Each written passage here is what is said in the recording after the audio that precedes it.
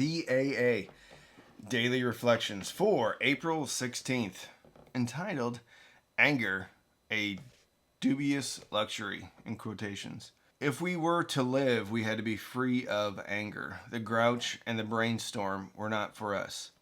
They may be the dubious luxury of normal men, but for alcoholics, these things are poison. It comes from Alcoholics Anonymous, page 66. Dubious luxury. How often have I remembered those words? It's not just anger that's best left to non-alcoholics. I built a list including justifiable resentments, self-pity, judgmentalism, self-righteousness, false pride, and false humility.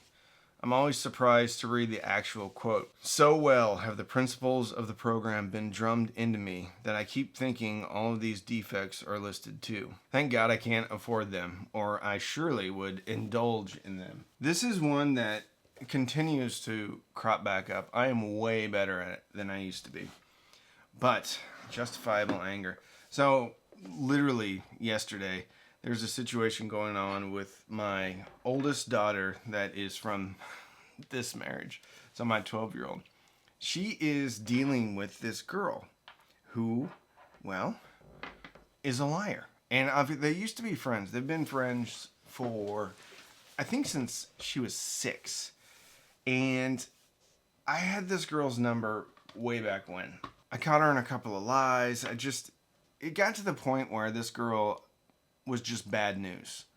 So we kind of talked to my oldest daughter about it, and we said, we don't think maybe hanging out with her is the best idea. We don't think she's a good influence on you. I know, it's crazy. I used to be the one that wasn't a good influence on people. Anyway, they're not really friends anymore, so she didn't get invited to my oldest daughter's birthday party.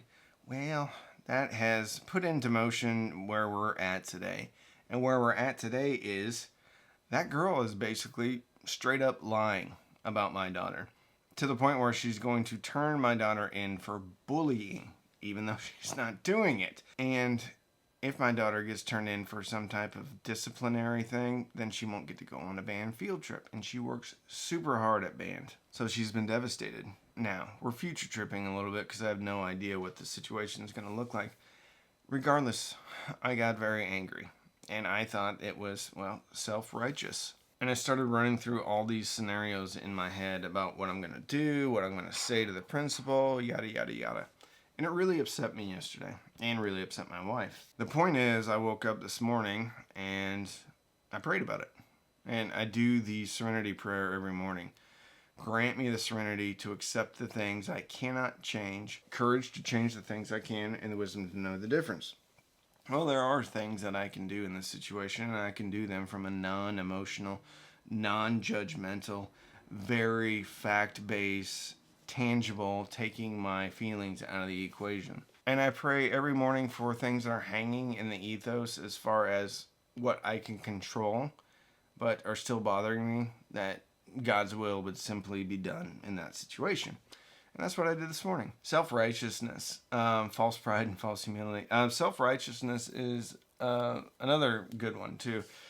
Because when I feel like I'm in the right, I can sit back and I just look down upon my kingdom and be like, they're doing all those things wrong. When I'm being judgmental and I'm looking down on others with self-righteousness, I'm elevating myself. I am becoming God because I know what is right for people. And it gives me the warm and fuzzies to know, if they would just do things my way, everything would be better. Righteous indignation is one of the, pitfalls that I've fallen into before. Justifiable resentment, self-pity, judgmentalism, self-righteousness, false pride, and false humility are all things I continue to deal with on a daily basis. I am way better at not indulging them today. But there's a switch that goes off in my head now where if I am thinking somebody should be doing something else, then